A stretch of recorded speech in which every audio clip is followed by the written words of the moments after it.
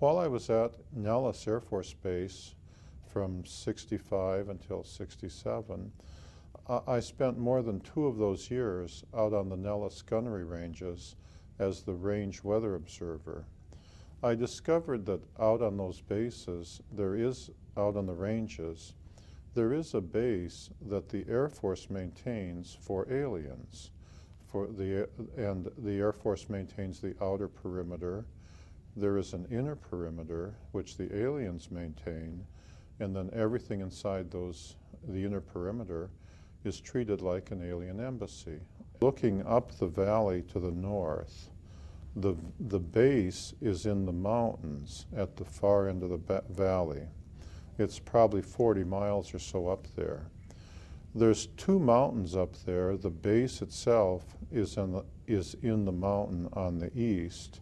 The alien living area, the living quarters, are underground in the mountains on the west.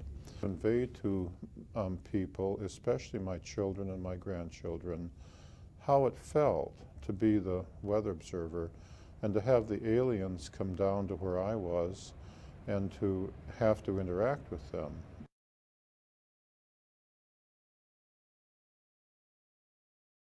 Originally, I was part of the rotation pattern.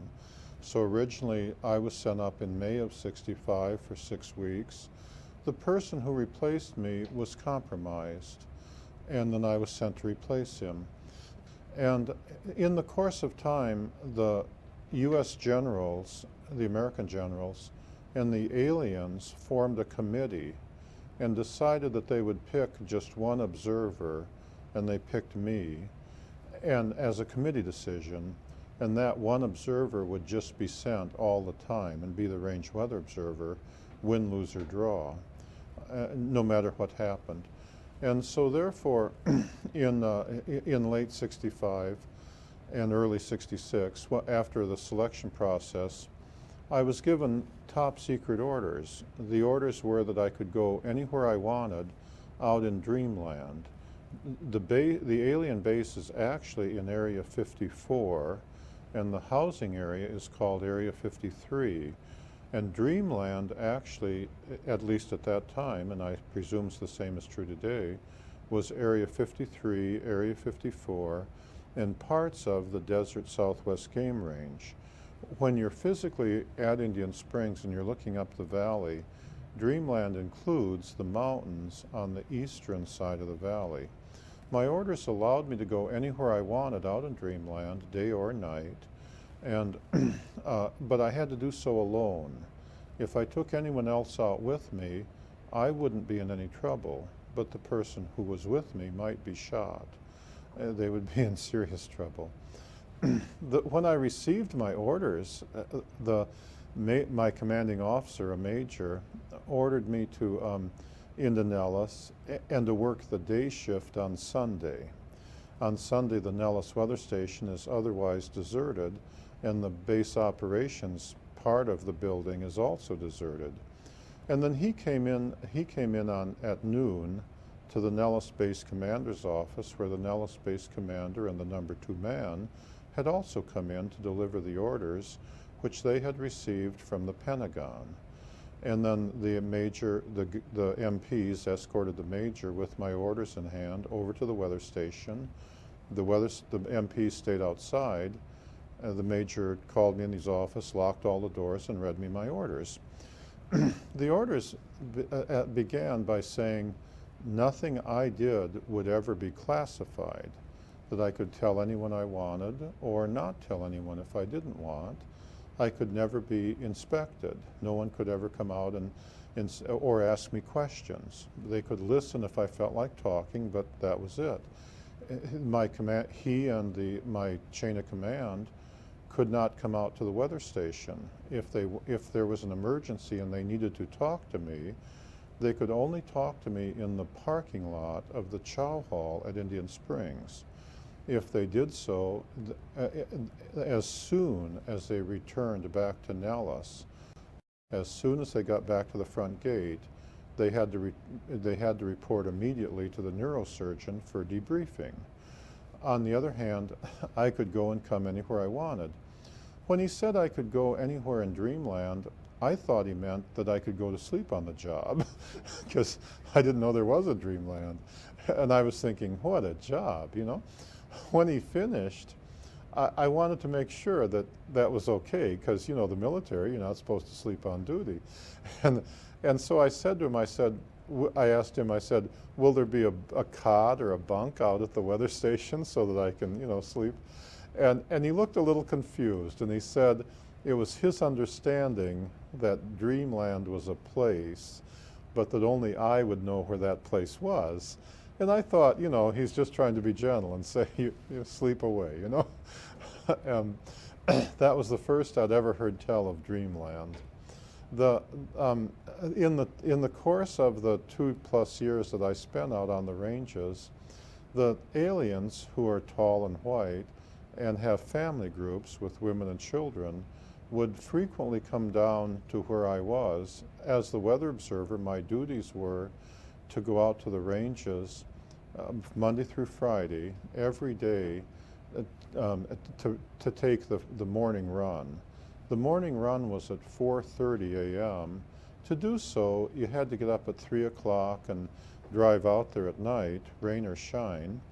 And then you had to fill, you had to start, there was a generator out, 2 generators out there, 2 diesel generators. You had to start up a generator so that you had some electricity, and it would run the fan on the heater and so on, and the radio and the lights. And then you had to fill up a weather balloon with helium, attach a light, and release it. The children found that very entertaining. It was a pretty balloon with pretty lights. And so the mothers liked to bring the children down to look through my theodolite as I was tracking the balloon. About half the time they came so the kids could play. When I first encountered the aliens, I was terrified because they're not human, even though they look reasonably human. It probably took me more than 6 months to get over the terror that I felt when they came, even though they had not come to harm me. It's just that being out there at night in the desert and, say, hearing people walking behind your weather shack when you think you're alone, even if they were priests, you'd be afraid, you know. Well, when you discover that they're not human, well, you know, this was the 60s. There was just, you know, it took a long time to get used to it. There was no briefing. The Air Force never said, this is the situation. The aliens never came and said, this is the situation. They never came to teach me anything. They came when they wanted. They left when they wanted. And therefore, it took me a long time to get used to it. Everything I know about the aliens, I had to figure out myself, or occasionally they would answer questions, but not very many, because they came for their purposes, and when they'd finished their purposes, they left. They were really quite friendly, but each one of them was an individual. Interacting with them is sort of like interacting with the people in New York City. There are saints and there are sinners. You know, there are people of all different walks of life and all different viewpoints. And so, you know, I had some that were close friends, or almost like brothers, like tour guide, whose life I was credited with saving, and the teacher who credited me with saving her daughter's life. And on the other hand, there were some, like one of the alien generals, that, golly, I'm still afraid of him, you know. I mean, if you met him, if he said stand there, you stood there, you know. It was no back talk.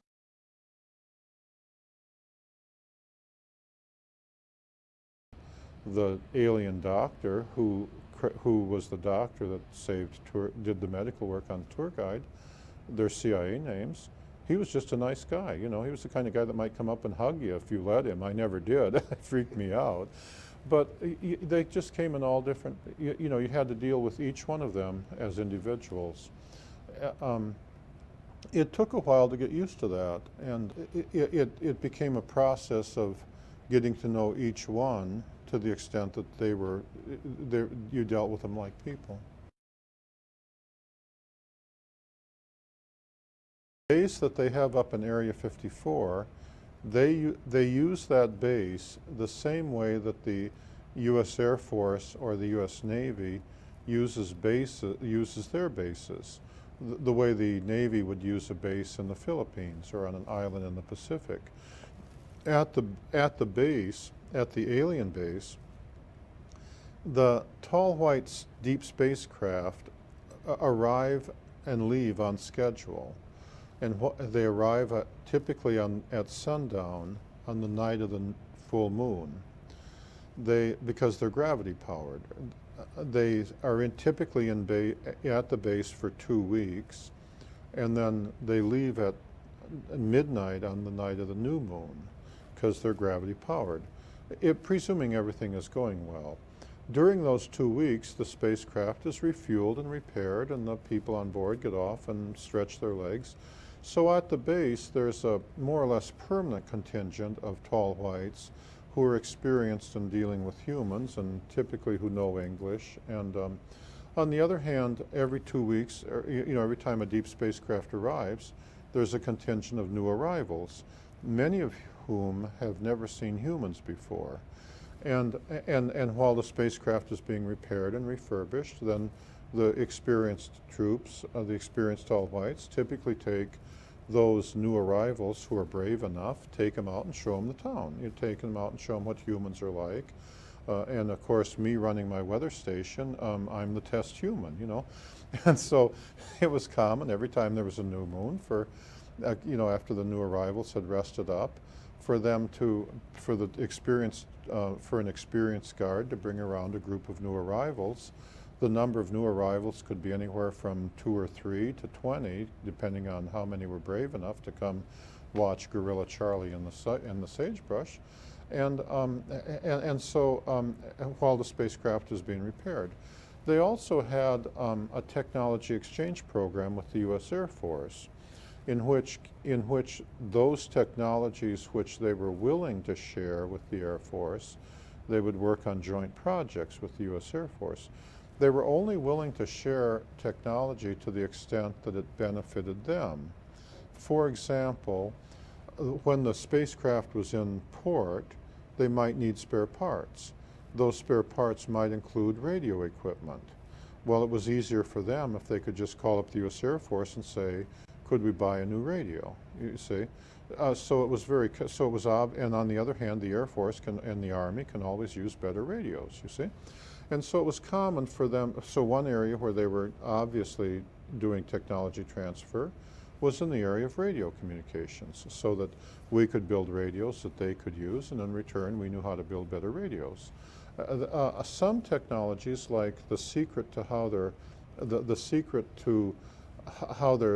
they traveled faster than light, they were not willing to share. The idea of us having our own spacecraft traveling faster than the speed of light with nuclear weapons on board heading for their home planet, they didn't see where that was in their interest. And so when I say they were doing technology transfer with the Air Force, that was a negotiation where both sides mutually agreed that it was in their interest to do so.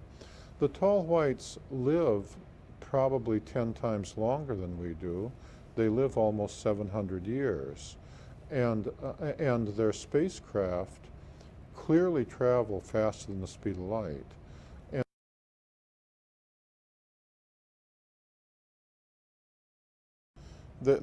they're humanoid. Their skin is as white as a piece of paper.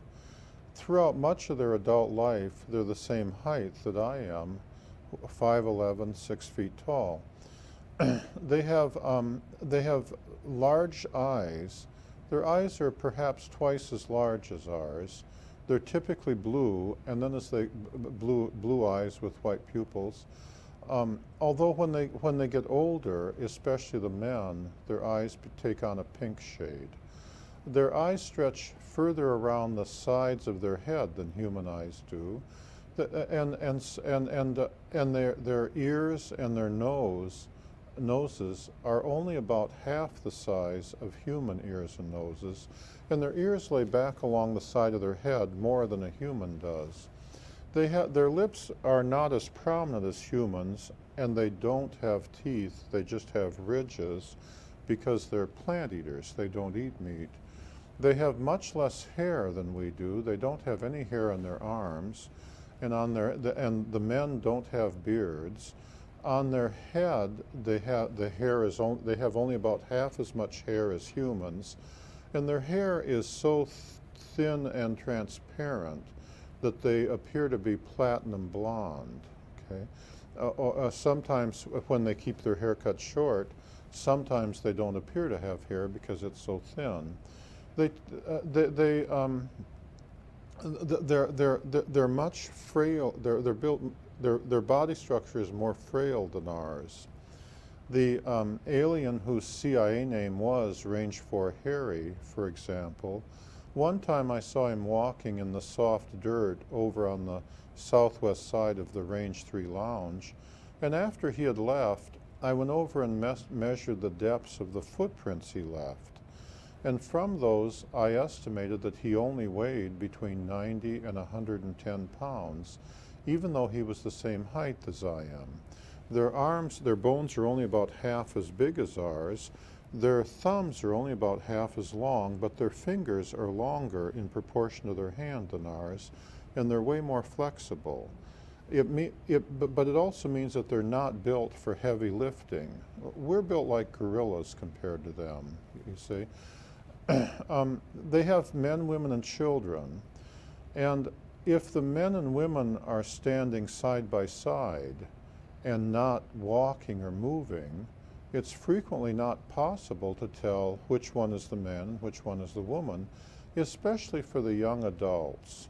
When they get older, then there are obvious differences, but in the facial structure and the bones and stuff. But especially for the young adults, it's entirely possible for two of them to be standing side by side, and if they're not moving, to be not sure if you're talking to men or women. Once they start moving, though, then it's very obvious which ones are the men and which ones are the women, because the men are more like human men. When they walk, they kind of go pound, pound, pound, whereas the women are much lighter on their feet and much more animated. The women are much more like human women, much more willing to talk than the men. It wouldn't be at all unusual for, say, four young men to come around and not have any reason to say anything, and not say anything, to just come around and to just come and not say hello, not say goodbye, not say anything in between, and just stand and look at you. Whereas the women, if they came, usually the women would say something like, typically, is it okay if the children play while you release the balloon? Or usually if you ask the women something, they would have some questions, or at least some conversation. But they never came the tall whites never came just to talk with me. If they were talking with me, it was always as part of the reason they came. The women were very proud of the fact that they loved their children. The men were too, but the women were immensely proud of it.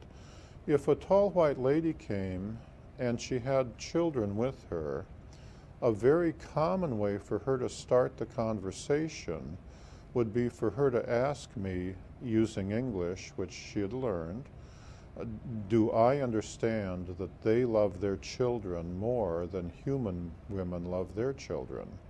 Or in other words, I want to make sure my children are safe, you see? And of course, when I said, yes, I understand that, then they would noticeably relax and feel happier.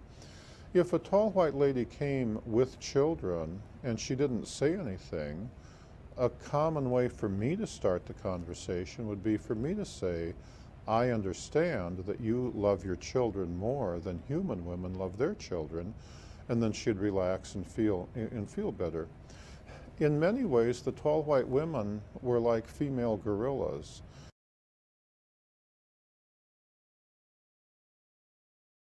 Could consider the children to be untouchable, okay?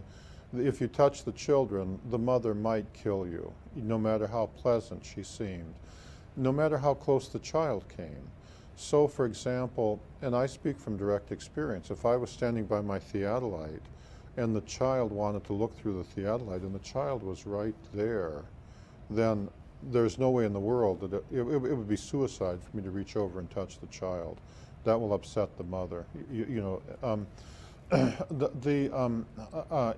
And for example, on one evening, this tall white lady came who I had seen a few times before, but she wasn't a regular, and she brought 3 children with her.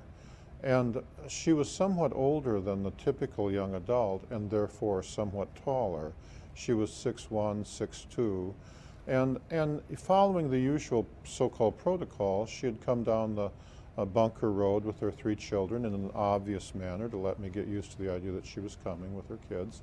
And then when she got to the end of the bunker road where the range boards were, she began approaching me directly. I was halfway across the square.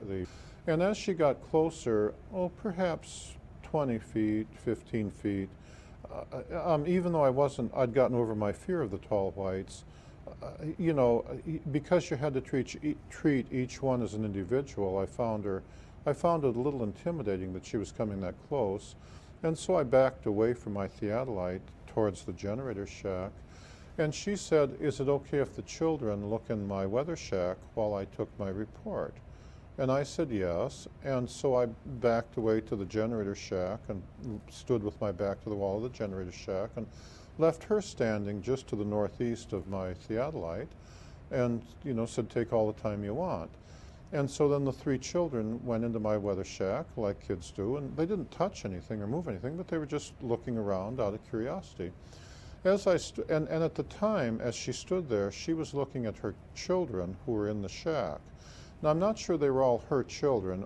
Usually, when the tall white lady came with 3 children, the typical contingent, 1 would be hers and 2 would be the children of someone else. Typically, she'd be babysitting 2 kids and bringing 1 of her own. And so she was watching the children. I became concerned because I had a can of Coca-Cola, which was in a metal can, sitting on one of the shelves.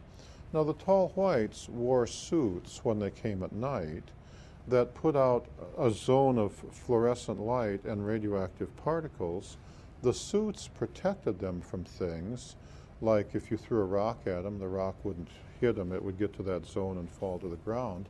It also allowed them to levitate, especially the children, but they had to balance themselves when they did so. So the children might use the suits to levitate. The adults usually didn't levitate very much, 9 inches or so, but it worked like an elevator, as I'll describe later. And I became concerned that since the children had their suits on, usually the kids turned off the power to their suits when they went in my shack, and I became afraid that they would get next to that can of Coca-Cola and might be in some danger, in which case I might be blamed, you know. It would have been, you know, it would have been suicide for me to go over to my weather shack and speak to the children. You know, the mother might well have killed me if I'd done that. There's no way in the world you could go over there and say, "Children, don't do this, children, don't do that." You're just taking your life in your hands to try that. You have to talk to the mother, you know, and that's how the tall whites are. And on the other hand, she wasn't looking at me at the time. And so what I did is I took 2 steps forward and stopped and stood there with my hands at my side and my feet, you know, not moving, and waited for her to see me. And of course, when I took 2 steps forward and stopped, then she looked over where I was immediately.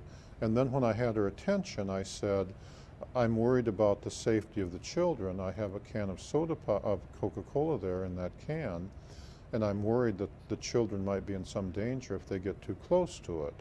And the mother said, "I'll handle it."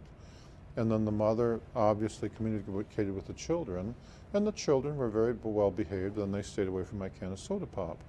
The children never disobeyed their parents that I ever saw, and the parents would do anything for their children. So when they traveled in family groups, they were very tightly knit. When the women came around, they never came around alone. None of the tall whites ever came around alone. They always came around in groups, and the adults were always well armed. But it was common for the women to be very proud of their family relationships. The men were too, but it was just more common for the women to describe it. So it was very common, say, like if a group of them came around, for the lady to say things like, "The guard on the tower is my mother's brother's son," and just identify who all their friends were, if they were who they were related to and who they weren't related to, and far more so than what humans would do. They did more than just travel in family groups. They appeared to maintain very tightly knit family relationships.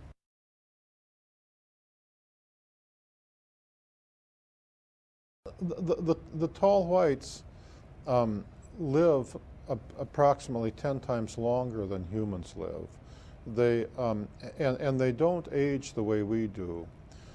When they get throughout most of their adult life, as I said, they're about our height, 5'10", 5'11", 6 feet.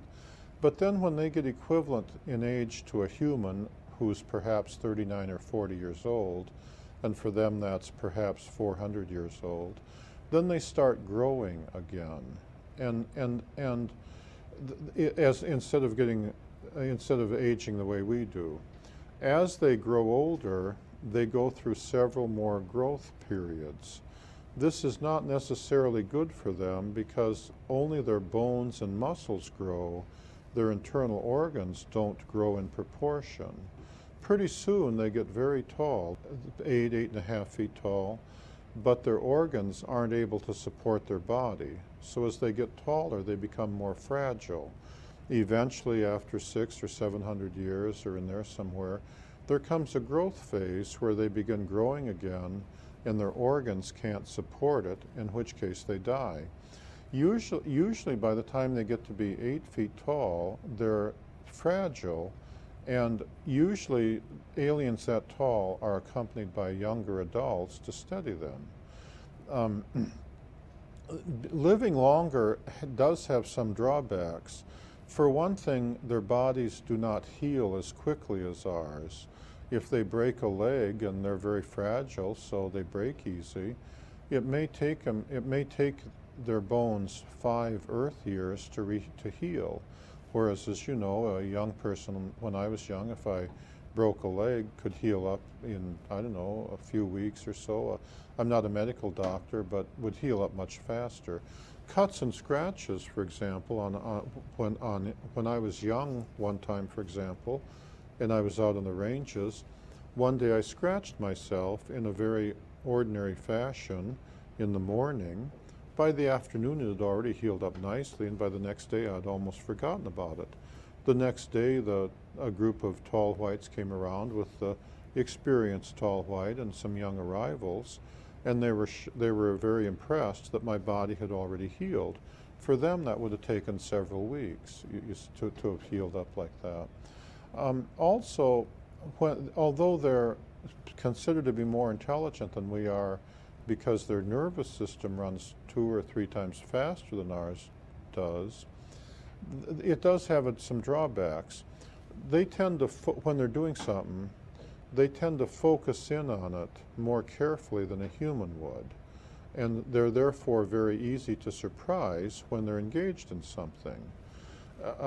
One time when a group of tall whites came around with the usual experienced guard and a group of new arrivals, it was the morning run, and I was young. I was doing what we all do. I was drinking soda pop, I was eating peanuts, I was talking, I was playing to the music. I was doing my balloon. I'd released a balloon and I was tracking my balloon at the theodolite, and I was singing some songs and dancing around too to some Mick Jagger songs, all kind of at the same time while writing down my numbers. And one of the new arrivals asked the experienced guard, "Are all humans able to do that?" Because I was multitasking. The tall whites wouldn't have done it that way. They would have just eaten and concentrated on eating, or they would have just taken the readings and concentrated on the readings, or sang their song and concentrated on singing their song. For that, and so they appreciated, as I did, one of the first agreements that I negotiated with them. We agreed that they wouldn't come up behind me and scare me. They could do so very easily. And I wouldn't come up behind them and scare them. You see, if I saw one of them out in the desert and it didn't appear that he had seen me, that I wouldn't approach him. I would just stay where I was and make a sound or sing one of my songs, such as the song by Ricky Nelson, "It's Up to You," because I've done everything, you know, and until I was sure they had seen me. And then I wouldn't approach him. I would just stay where I was. And if they chose to come closer to me, they could approach me as close as they felt until they didn't feel comfortable. An experienced troop might come right up to you 10, 15 feet. A new arrival might stay back out there a quarter mile because it varied depending on which one you were talking to. On the other hand, if they chose to move away or to run away, I wouldn't pursue. Okay, I would stay where I was, and they could, and they could leave, and they could come whenever they wanted and leave whenever they wanted. The reverse was true. If they were approaching me, and they got too close so that I felt uncomfortable, as in the case of the tall white lady at the theodolite stand, I would back away, and they would stay where they were until I had backed away to where I felt comfortable. So that before we began talking, we would first come to a distance where we both felt comfortable, you see. I've always felt that was, and then if I got too uncomfortable, if I felt like going away, they wouldn't pursue. And I felt that was very important in being able to deal with the tall whites, because it allowed both me and the tall white individual, whichever one I was dealing with, to come to a common distance where we were willing to talk to each other. For some, like the teacher or Range 4 Harry, that might be as little as 10 feet. For others, like that tall white general, well, I didn't want him closer than a quarter mile, you know? Yeah, and that was a real important, that was one important agreement that we agreed on. And if I were to see one today out in the desert or out in Indian Springs Valley or out in the town of Indian Springs or whatever, I would still be living by that agreement.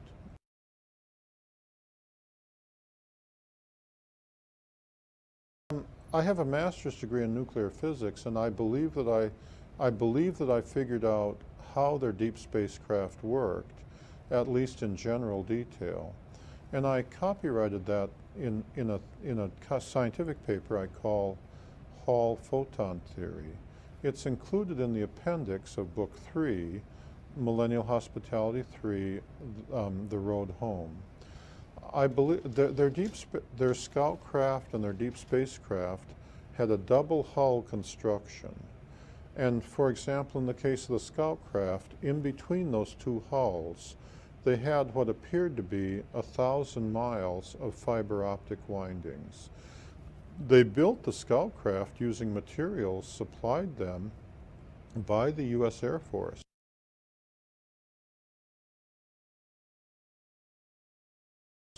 The scout craft were clearly built here on this earth.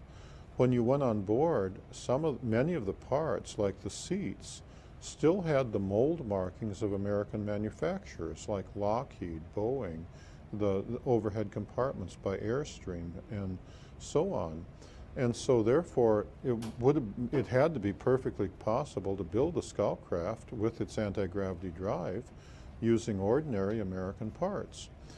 The scout craft had the fiber optics windings came in several sets, and the way it worked is it worked in a manner philosophically the same as an electromagnet. It's just that they did not, in an electromagnet you use electrons on going down copper wires and coils. Instead, instead of electrons, they used some other subatomic particle. I'm not sure which one. It's my understanding that there are 3 different ones, or maybe 5 different ones, perhaps mesons or bosons or those subatomic particles, and then that put out anti-gravity. The particle generators looked like batteries, where there was one that would create the particles and accelerate them into the fiber optics, and then the fiber optics amplified the anti-gravity field the same way that an electromagnet amplifies the electric field or the magnetic field. And then there was another one that picked up the particles. Of course, they had to be refueled after, they had to be recharged just the way a battery has to be recharged. The same technology was used on their suits, the ones that allowed them to levitate. And if they were running the suit at full power and they came out from their rest area at 11:30 at night, then by 5:30 in the morning, the suit was almost out of power, so that the batteries they had on their suits would only last 6 hours or so.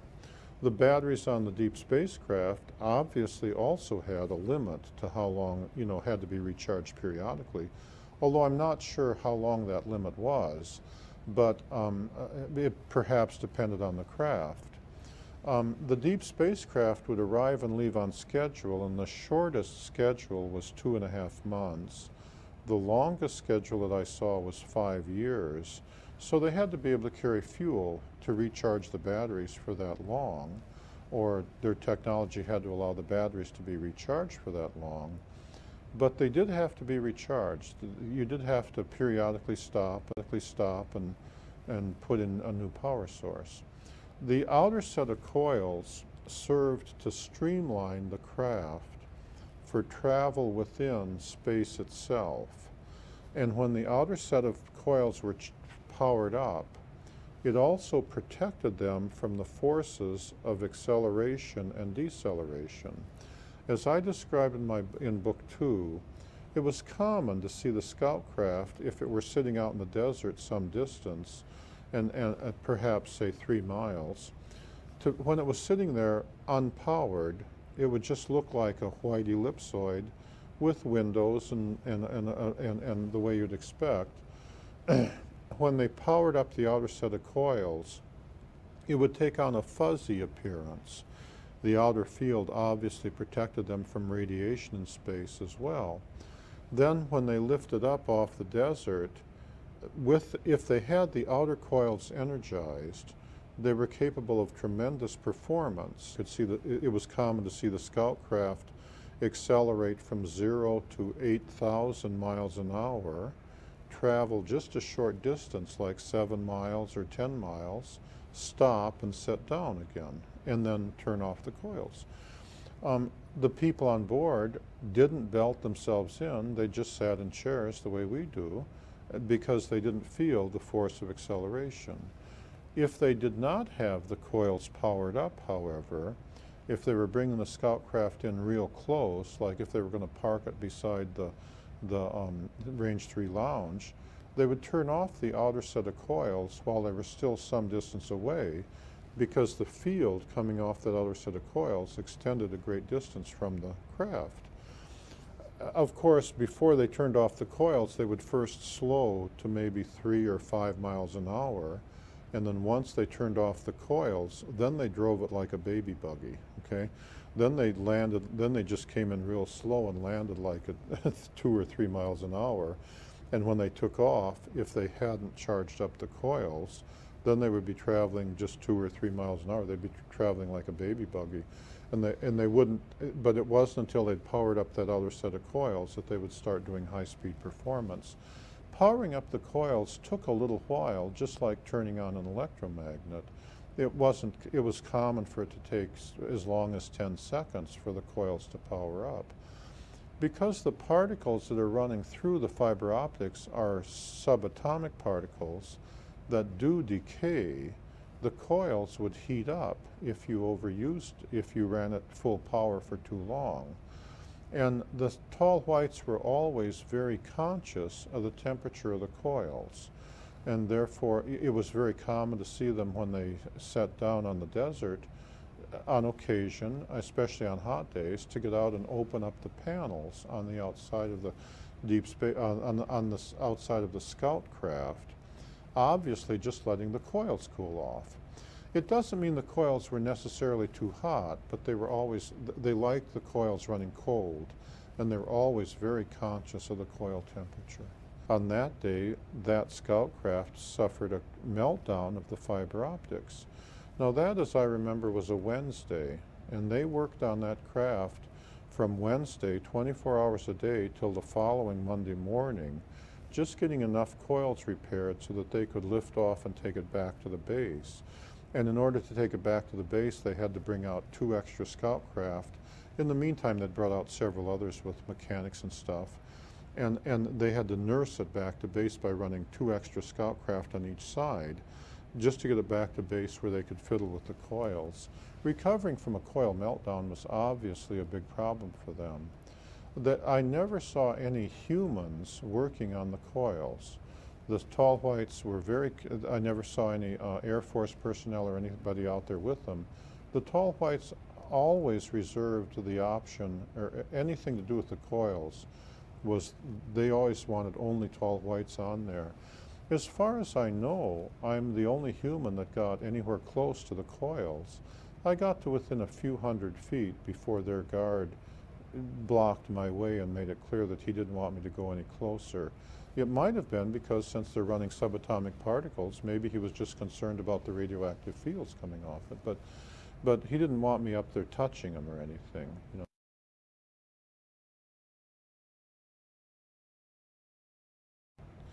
I've been on board the scout craft, but not on board the deep spacecraft. The deep spacecraft, which are the same design and the same technology but much larger, are titanium black. Right, the one that came in damaged with meteor damage. That is I got closer to that one than any of the other deep spacecraft. That one I got within a few hundred feet of, as it came by me in the snowstorm. And so I did see a great deal about the deep spacecraft, but the only people I ever saw, the only creatures I ever saw in the deep spacecraft were the tall whites themselves. On the scout craft, however, it was common to see American U.S. Air Force generals on the scout craft along with their tall white counterparts. That was very common, and I myself was on the scout craft. However, they never came to just take me for a joyride. You know, they never came to say, oh, let me show you the sun and the moon and the stars. I don't know, maybe they would have if I'd asked them, but they knew that we had rank and that I was an enlisted man, the lowest of the low. You know, if there's a latrine to be cleaned, I'll be the one doing the work. And they were well aware that generals who show up with 4 stars were given the orders, and I was pretty much taking them, you know. So it's not like they, you know, it's not like they ever came purely to entertain me with their scout craft. On that occasion, when I was on board their scout craft, remember they had several new arrivals who were part of the technology transfer, and their motivation for taking me on board the scout craft on that particular day appeared to be that the new arrivals who were afraid of me had to practice coming up to Charlie and saying, hello, Charlie, and then and then once having gotten to within 10 feet of the gorilla, then they would back away and stay out there like 20 feet. They'd so bravely faced me down in the sagebrush, I guess. But I guess what they were thinking of, I believe what they were thinking of on that day is that they were going to suggest to the American generals additional technology exchange projects. And I think they were using me as the test guinea pig to take me on board the scout craft and show me their living quarter, show me what was on board the scout craft, and then they could test my reaction to what I thought was good and what I thought was, you know, what I was impressed with and what I wasn't with. And then I think they were saying, therefore, then when they went and talked to the American generals, they could say, we'll make this better for you and that not so good for you. Or, you know, we'll make this better for you, we can help you here.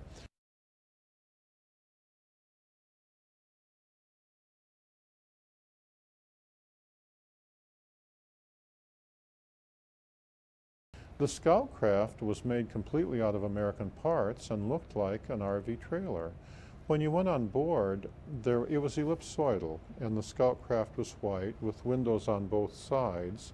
More windows. The door, when you looked at the front of when you were standing looking at the front of the scout craft, the door was on that craft was on the right. Since they were all made here, there was a number of different variations in the design, and the windows on that side extended further back than on the left side. There were no windows on the back, none on the top, none on the bottom, and only one door, the one on the right, which opened from the top. And much like a Learjet, or some Learjets. When you went on board, there was a bulkhead about a third of the way back. In front of the bulkhead on all the scout craft, the design was the same. There were 5 seats without seat belts that you just sat in. The tall whites are not built strong like we are, and so the idea of belting themselves in would damage their bodies. There was 2 seats for the pilot and the co-pilot, and then 3 other seats in the front. And they weren't very interested in showing me the cockpit area. They said there wasn't much about it that I would understand anyway. On the bulkhead, there was a set of panels. Nowadays, we consider it old hat, switches that don't move like you have on microwave ovens.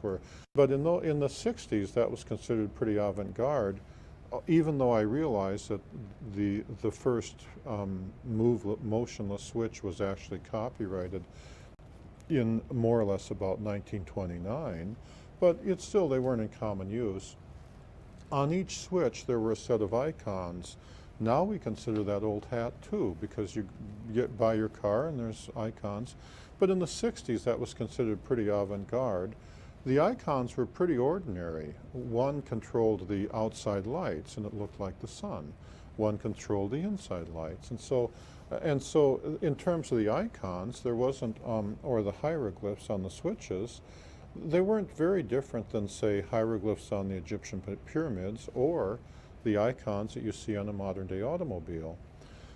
Behind the bulkhead, there were at least 3 or 4 different designs depending on which model of the scout craft you were looking at. In the RV model, the one that on that day that I was on, what was behind the bulkhead was an ordinary RV.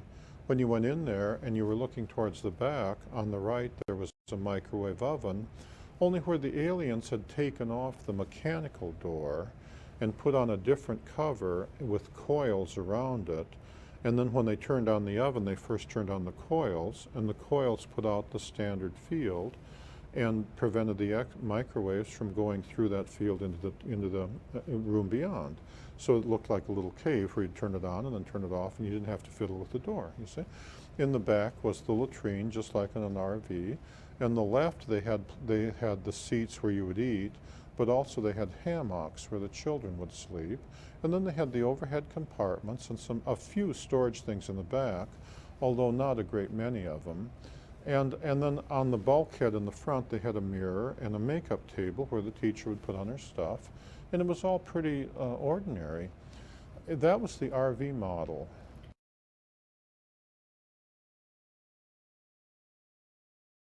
My website is millennialhospitality.net, where I have additional information relating to my books and the Millennial Hospitality series.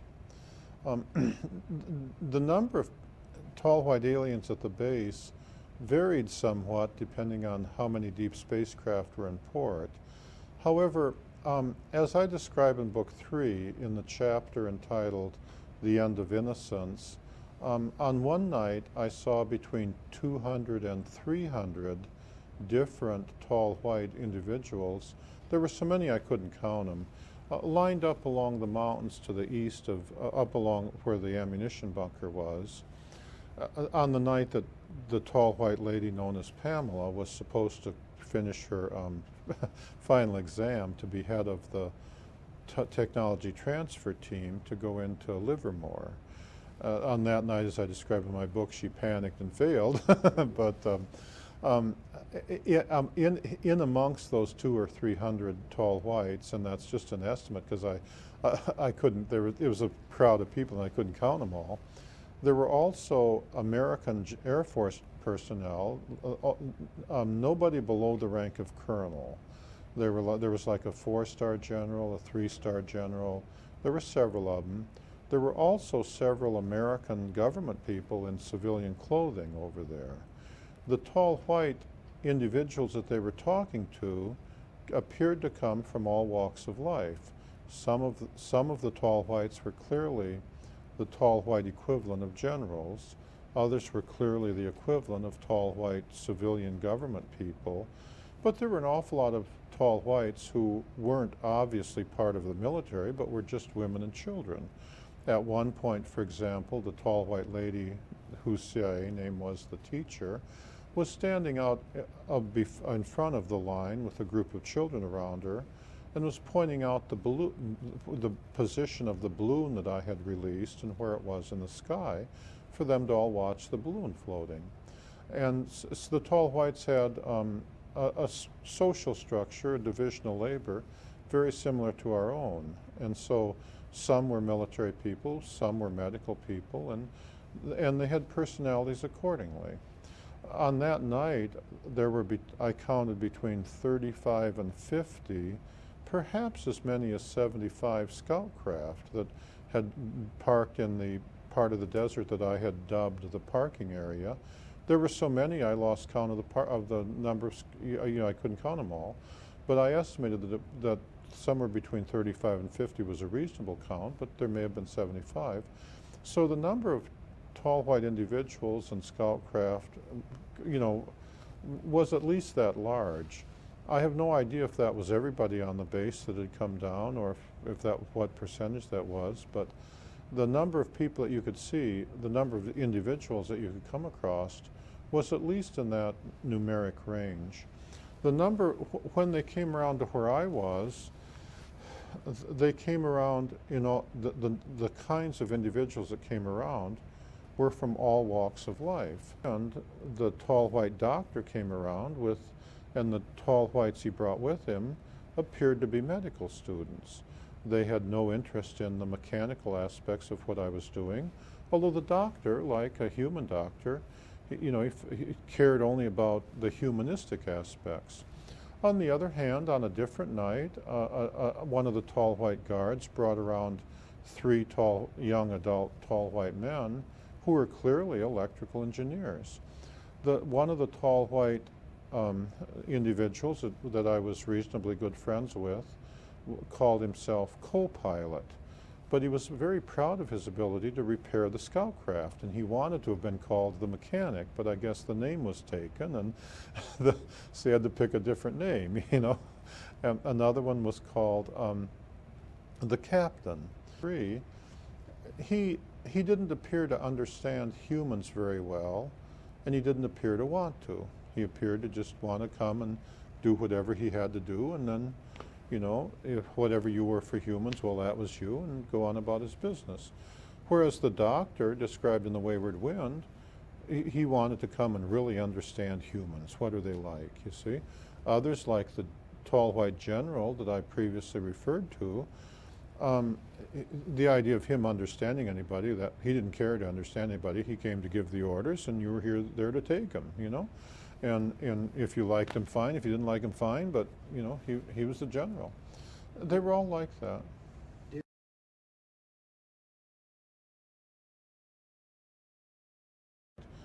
The teacher was there and with the guards, and the children were playing on the steps of the control tower.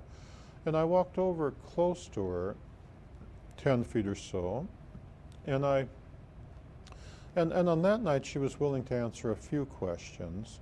And I asked what she thought of humans and the planet Earth. I asked her how it compared with other inhabited planets that they had seen.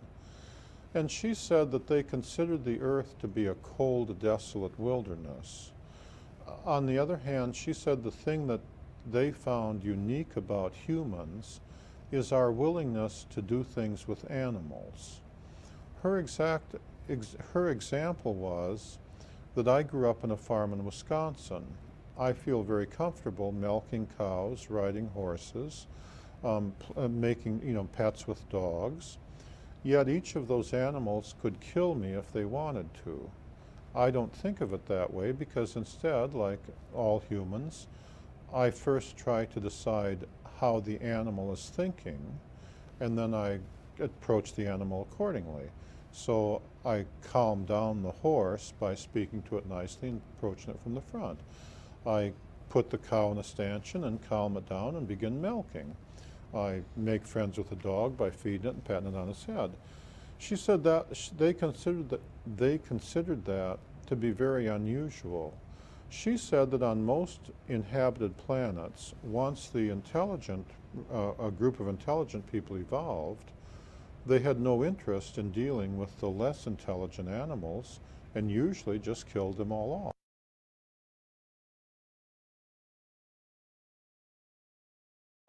you know. They had no intent, that she pointed out that I felt comfortable with pets of cows, making pets of dogs, making pets of, you know, she referred to the time a few days earlier that I'd been down playing with some of the dogs that really weren't my dogs, but from people that lived in the housing area, feeding them and teach them to roll over and sit up. She said usually the intelligent people just, you know, don't care what the dog thinks, just shoots them, you know. And they found humans to be very unusual in that regard. And the way she described it is because we were willing, even though we were intelligent, we were willing to try to think like less intelligent animals.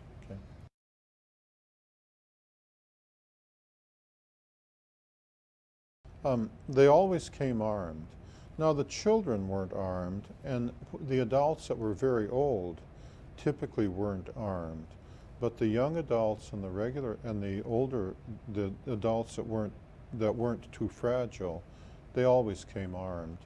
Their weapons, their weapons typically appeared to be look like white pencils with a certain squarish cross section. The young adults typically carried weapons that were perhaps 6 inches long. The older adults typically carried weapons that were longer, presumably with greater power. The weapon worked like a microwave laser. The weapon could be adjusted for frequencies appropriate for different elements. If they adjusted it for the frequency of sodium, for example, in the human nerves there are sodium atoms and calcium atoms. And if they adjusted it for sodium and fired it at you, it would make it seem like you were getting an electric shock. Like, you know, depending on the power of the weapon, it would feel like you just touched a high voltage wire of 100,000 volts and was extremely painful. If they set it high enough, they could kill you by just going zappo and you'd be electrocuted. If they had it set low, then it would just give a tingling affair and you know. They never actually used the sodium setting on me, but I did meet, for example, a CIA guard who said that one day he had been walking with the teacher coming down the steps of the Capitol building. And because their bone structure is slightly different than ours, he wasn't familiar with the way they look when they're walking down steps. And he said they were partway down and it looked to him like the teacher was going to fall. And so without thinking, he reached out and grabbed her by the elbow to steady her. And he said she almost killed him. She jerked the weapon, set it to the sodium setting, and had him down on his knees saying, "You think we're fools? You think we're idiots? You think I'd come here if I couldn't take care of myself?"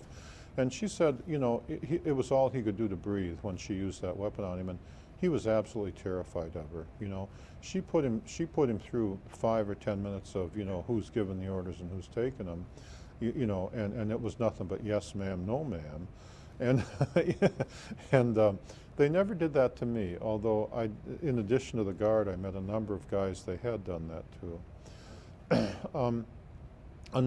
If they moved it to the calcium setting, then it was like putting you to sleep or calming you down.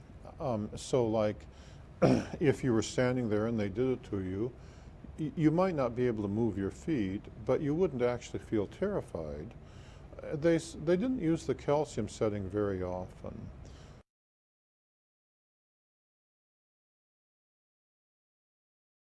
One of the weapons they could set to hypnotize a person.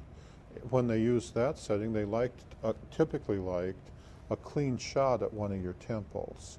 And what it would do is induce the same as if you were hypnotized. They could turn it on instantaneously and turn it off instantaneously. And it was common to have missing time experiences. One day I was walking from my theodolite stand to the weather shack. It happened a large number of times, but on this day in particular.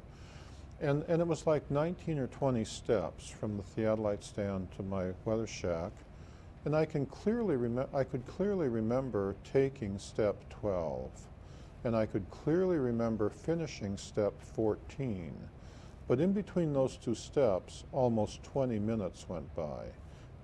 You know, It used to annoy me greatly until I'd finally gotten to where I could break through that hypnotism by relaxing and letting your mind wander. And what had happened was, it was one of the early days in '65. Range 4 Harry had brought some new arrivals around, and he had stepped out from the alleyway between my weather shack and the supply shed and had a clean shot at my right temple and hypnotized me as I was taking step 13. And then while I stood there, he'd brought out the new arrivals and said, "This is Charlie. See, he's got teeth. Open your mouth, Charlie," just like you do when you're hypnotized, and said he eats more times than we do, and, you know, giving him the tour, this is what a human is. And then when they all went back in, then he's, you know, really, it took him about 20 minutes to go through his introducing them to a human routine, and then released it, and then went on, you know. Because of a number of episodes like that, I used to have a policy of writing the time down when I did things. So I used to have a policy of writing down the time, and before I started walking back to my weather shack, of writing down on my weather report, you know, when I left the theodolite stand, and then writing down on my weather report when I got to my weather shack. And of course, it should only be like a minute or two, you see. You know, and just to see if they'd done that to me, and I didn't remember it because they could do it so quickly. I'll say one more thing about the weapons. They had another setting that I know about, the iodine setting. And if they hit you with the iodine setting, especially in the thyroid area, it would affect the iodine in your blood, and it would alter the chemistry of the blood so that your blood would seep through the arteries, and you'd bleed to death in like 2 minutes.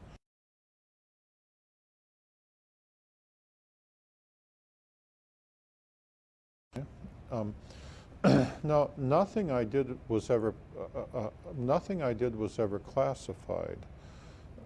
Nobody ever gave me a briefing before I went out there. Nobody ever gave me a briefing when I came back. My orders said that nothing I did was ever classified. I was never part of a project. We were never building like airplanes or missiles, so therefore I was never shown any classified drawings or anything like that. Everything I know I had to figure out for myself. There's a good reason for that.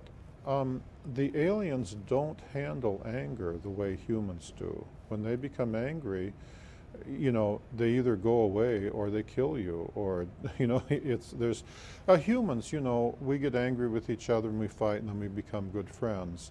The aliens, at least where humans are concerned, or at least my experiences, aren't like that. They're either pleasant or you're in trouble. If I didn't bring anything off the ranges, I didn't bring any photographs, any documents, any material. I came off only with my memories. There was nothing to debrief me on. The alien mothers, remember, are very proud of their ability to raise their children. If anything I did was classified, that would mean, for example, that after the teacher brought her daughter and her daughter's playmates around to simply play, then I would have had to have been called in and be debriefed by CIA guards. That would have upset the teacher beyond limit, to have 2 ordinary human guards call me in and start asking questions. How does the teacher take care of her children? Do you think she's doing a good job? Do you think? I mean, and you wouldn't have had to tell her. The next time I went out there using their communication equipment, she would have just said, she would have just figured it right out. Or the next time the generals showed up, she'd have just figured it right out. Well, remember the experience of that CIA guard on the steps of that he related to me on the steps of the Capitol building. The idea of upsetting the teacher, I mean, she was perfectly willing to just jerk the weapon and say, "Who's given the orders? I thought we had an agreement," you know. The committee had agreed, which included the teacher, Range 4 Harry, some of the other tall whites, as well as the American generals. They had agreed that nothing I did would ever be classified, and the tall whites expect their agreements to be carried out, just like Philadelphia lawyers, to the letter. They go through a lot of trouble. They are very conscious of their agreements, and they keep them to the letter, and they expect the same from humans. 40 years isn't much time for the tall whites, since they live so much longer than we do. if anything I did was classified, they agreed that nothing I did would ever be classified. They meant that, period, you know, and they meant the American generals to keep that period, you know. And after all, I don't have any drawings or pictures. I didn't, you know, the log books that were out there, I left out there. And so there were, you know, usually classification refers to material things, you know, drawings, material, whatever.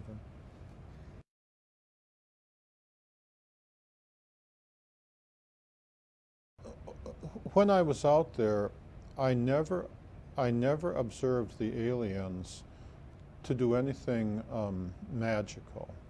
They were very good at building craft that traveled faster than the speed of light. They did not travel in time. I never observed them traveling to another dimension. I never saw, I mean, they're not angels, they're just creatures like us. That I'm very religious, I'm Roman Catholic, that angels are angels and aliens are aliens. They did not, they did not come to teach me anything. They came for their purposes. They didn't, currently it seems to me that American physics is kind of in the reverse Galileo position. In the time of Galileo, religious leaders required that scientists think inside the box, and scientists like Galileo wanted to experiment and think outside the box. Now, however, the situation appears to be reversed. American physicists seem to think that Einstein was always and forever perfect and complete, and so American scientists keep thinking inside the box. In Hall photon theory, my belief is that inside the photon there is a third field, but currently the box says there's only two fields. Most scientists won't consider it. They're insisting on thinking inside the box for religious reasons, pretending it's science, you see. As I describe in the appendix of Book 3, I show in a scientific manner how scientists should be approaching that. Currently, it's the religious leaders who are willing to consider guys like Monsignor Balducci, I believe, and so on, who are willing to think outside the box and say, of course, there can be intelligent life on other planets. One of the biggest shocks that I had to overcome in 1965 and 66 was once I realized that they were real, they were here, and that Einstein was wrong, and that God created life on many, similar to us, on a whole bunch of different planets. It was the shock of realizing that so many people had been so wrong for so long, you know? I mean, once you saw their craft come in defeated, floating on the gravity field in perfect silence and landing, it was the shock of saying, how could so many American scientists not have discovered that, or not even be trying to discover it, not even be thinking about that? And likewise, from a religious point of view, it seems the teacher herself, one time on a different night when I went over there and I was talking to her, and she was willing to answer a few questions. She was teasing me because they have a dry sense of humor, and they liked to outthink me, and they could do so very quickly or very easily. And she said, and I was saying, she was making a long story short. She was pointing up to the stars in the sky, and she said, "You can see all the stars in the sky. Surely you didn't think you were alone." And at the time I had, you know, and then they were all laughing, you know, surely you didn't think that whatever life was on the earth wouldn't be repeated on the other stars, you know, and I had, and then they were all laughing. Boy, is he silly, you know. And it just seems so obvious to me when you go out at night and you look up at the stars of the sky, that however whatever God did to make life here on earth, he must have done it again, because there are so many stars in the universe and it's so vast. And religious leaders are willing to think outside the box. Whereas now when I go and I talk to the scientists and stuff, they all start with this box called Einstein. Einstein himself never claimed to be perfect and complete, but all of his followers seem to claim that he was perfect and complete. And I think that's one of my observations is that box they're in. Everyone is getting ready. Why? Because the shingles vaccination program has changed. You may now be eligible for a free NHS shingles vaccination. Visit getshinglesready.co.uk to see if you're eligible.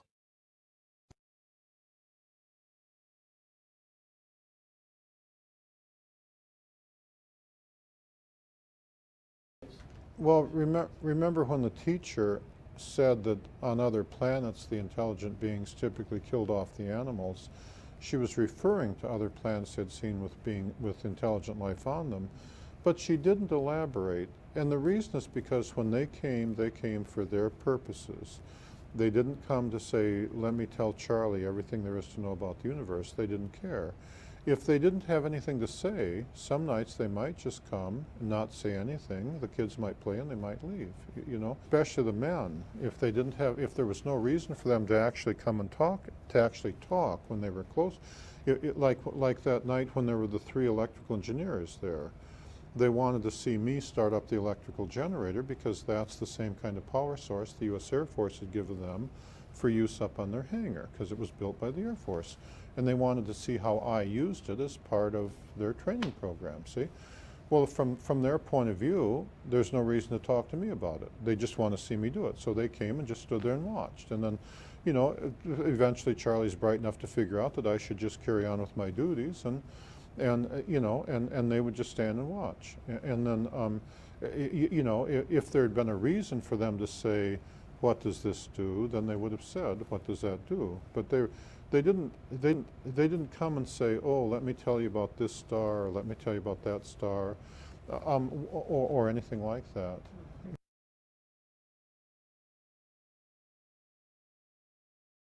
One of the things I had to do is put aside the baggage of Hollywood. We all know how Hollywood thinks things are supposed to go. According to Hollywood, when aliens come, there's supposed to be lights in the sky, and they're supposed to be pretty colored and move fast and have clever formations, and then they're supposed to land over there, and somebody's supposed to come out and do weird things.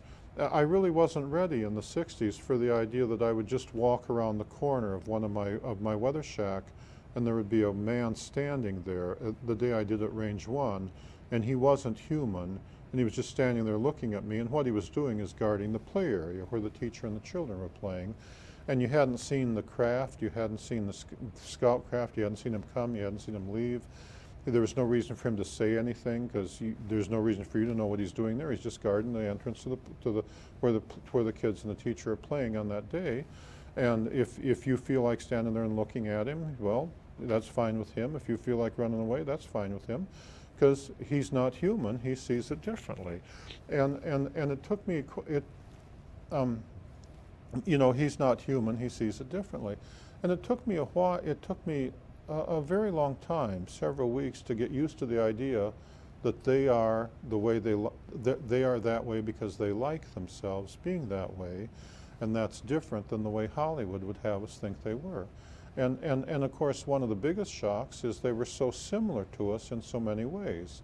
They love their children, they have a dry sense of humor, they love to tell jokes and laugh, and they get bored out of their gourd up in the base.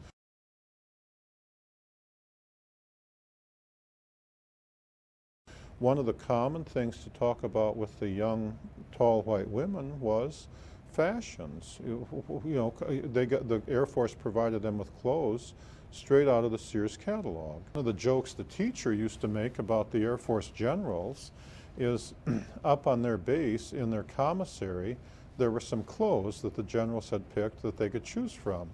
And of course the teacher used to say, well, all the American generals are all old men, so naturally they have no fashion sense, right? You know? And she used to laugh about the fashions that the generals thought they should wear, you see. And one of the things that she and the other young, tall white women wanted to do was to go into town and buy pretty clothes.